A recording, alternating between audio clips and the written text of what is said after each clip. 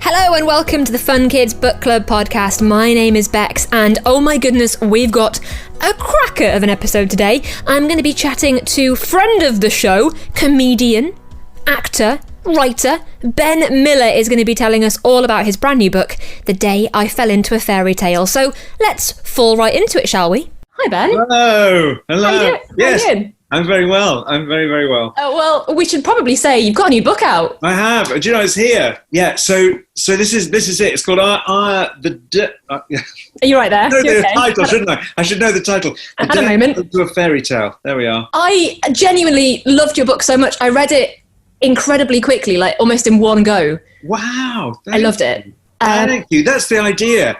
Is I really wanted at the end of every chapter there to be a proper kind of cliffhanger that made, because it's meant to be, it's an adventure, it's an adventure story. So I wanted it to be the sort of thing where you want to read it all in one go. We should say it's the story of Lana, who goes on an adventure. Yes, so basically Lana is 9 and she has an older brother, Harrison, who is 12, and he won't play with her anymore. He won't play any games with her.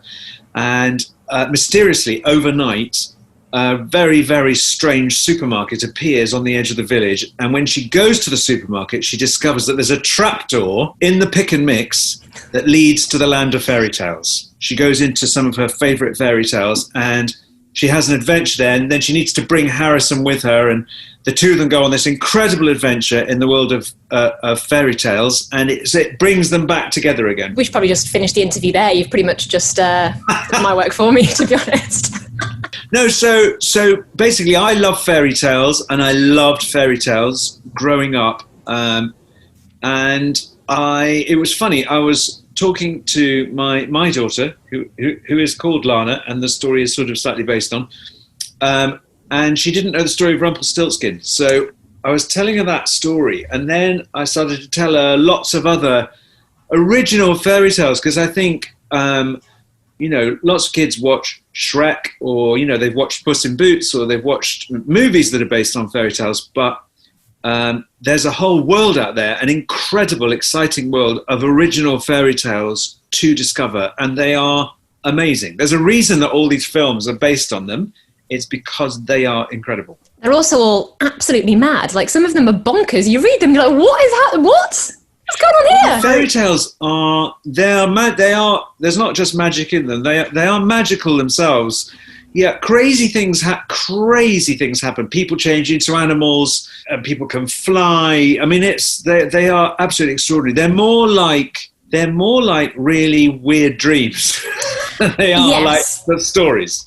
And in your book, you've got you kind of start off with Sleeping Beauty, and you've got other kind of stories kind of woven in there as well. Yeah, so the main ones I've woven in are the original of Sleeping Beauty. So that's not, again, kids will know the story of Sleeping Beauty from Maleficent, but there's also Rumpelstiltskin is in it. And there's a brilliant story, not to give too much away, also there's a lovely story that I thought children might not have heard, called The Little Boy and the Little Girl. It seems, to begin with, similar to Hansel and Gretel, but it's a completely different story. It starts a bit like Hansel and Gretel, but it's just crazy.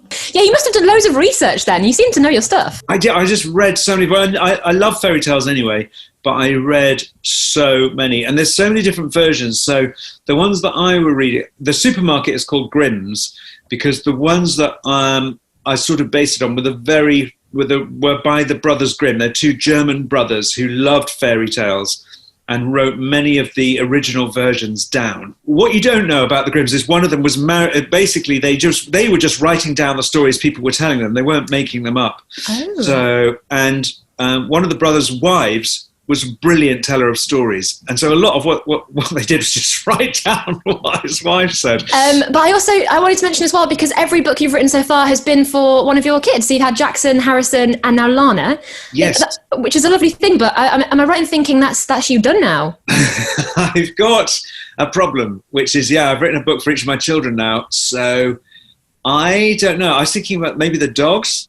Funnily enough, I've already got an idea for my next book, but it will be, I think, a sequel of the first story, which is the one I wrote for Jackson, which is about a boy who meets Father Christmas. We'll have you back in next year. It's fine. When we're all back to normal, it's fine.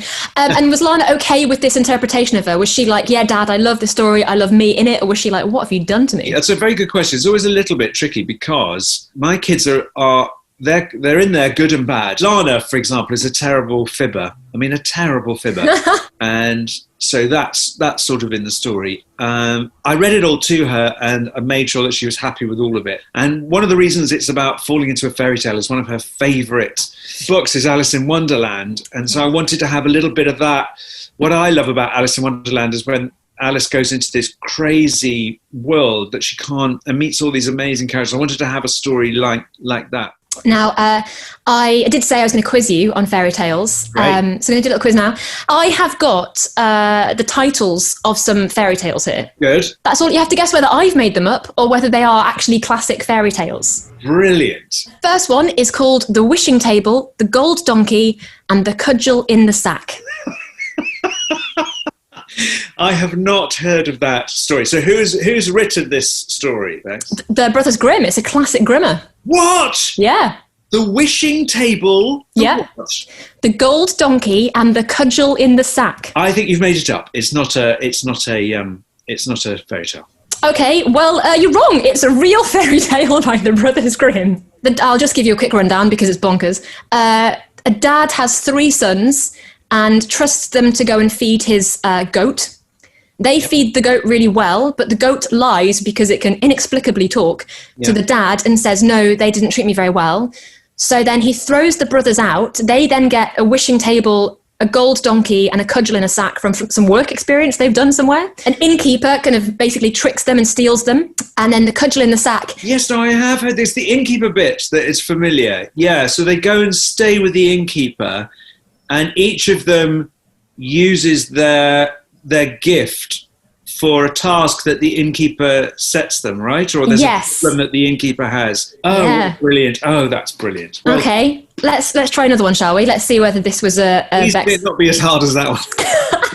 All right, so this one is called The Great Well and the Tiny Princess, and it's by Hans Christian Andersen. It sounds like a Hans Christian Andersen title. I like it. It's the Great Well and the Tiny Princess. Yes. I can imagine what the story is if Hans Christian Andersen wrote it. Obviously, a tiny princess gets stuck in a great well and needs to find some sort of animal to get her out again.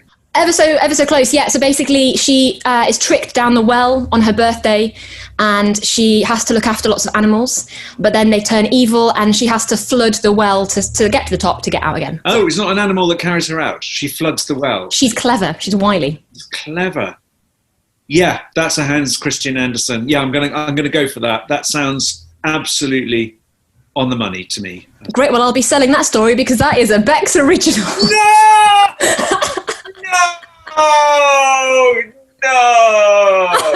You even came up with a really great Hans Christian title. Oh, yeah. Oh, I've thought this through. Went wrong. What I should have sussed, though, is that in no fairy tale would anybody do anything clever like fill a well with water. An animal would have carried it back up. Yeah. No, I should have spotted that. So look, called Ben Miller researching here. Right, okay, so this is called Prince Lindworm. Okay, what is the story, Bex? A queen can't have a baby, so a witch plants 2 roses, one red, one white. Yes. And says, if you eat the red one, you'll have a boy. Eat the white one, you have a girl. Yeah. But the queen eats both of them because she's greedy. And she gives birth to a lovely prince. Yes. But we also find out she's also given birth to a disgusting big snake worm. Prince grows up, wants to get married, meets the worm in the forest. And the worm says, I am your brother, and I have to get married before you. So the worm gets married. He eats the wife. This is mad enough to be a fairy tale. So you just lost me slightly with the worm in the forest. Yeah. He says, I'm your brother. So he says, I'm your older brother, therefore I should get married before you do, as the law dictates. Oh, okay. So he gets married and then he eats his wife. And then he gets married again, and then he eats that wife. And at no point are the king and queen like, we should probably stop giving him women. What they do is they get a shepherd's daughter, and they're like, there you go, done.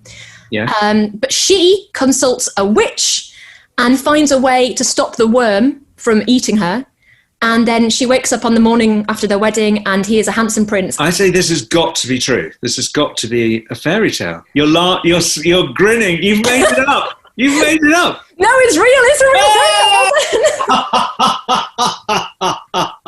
The whole thing, as I was reading it, I was like, what? And this happens? What? But this is what I love this is the great thing about fairy tale. I think they're so good for our imaginations. I think they're fantastic for our imagination. They set us free from things having to make sense, don't they? Man, I found out so many really fun ones. We don't have time to go through them, but just one I have to ask. I found out about a Brothers Grimm one called Godfather Death. Have you heard of that? I don't remember that one. What happens in that? It's basically about a kid his godfather is death because... He goes on like family outings with death. Just a side at the side. Yeah. Christmas with death. I mean, what? So yeah, I had a lovely time this morning finding out lots of fairy tales. No, I thoroughly enjoyed it. Well, Ben, we should say thank you so much for telling us all about your amazing book, and hopefully we'll see you for the next one. Yes, indeed. And there's more from Ben after this. We're back right now with author Ben Miller. Of course, we really have to have a reading from the book, don't we? So take it away, Ben. I'm going to read a bit from near the beginning when Lana has... basically, she's been to this really strange supermarket, and this very odd little old man has given her a book of fairy tales. She's allowed a treat, so she's allowed to get a book from the supermarket, gets this book of fairy tales, and they've started to read it at home, but she's only read one chapter, and now she's going back to the supermarket. Said the little old man. Come to bring the book back, have you? I told you it was too scary. Actually, said Lana defiantly, I'm really enjoying it. Really? He said, sounding surprised. Which story have you started with? Sleeping Beauty, said Lana. Oh, he said, smiling again. Where are you up to? Well, the 13th fairy has cast her curse, and the king has destroyed all the spindles. Ah, he said, nodding sagely. That explains it. That's just the setup. You haven't got to the scary bit yet. Well, I'm sure when you do, you'll be bringing that book back all right. And with that, he headed off down the toys and games aisle.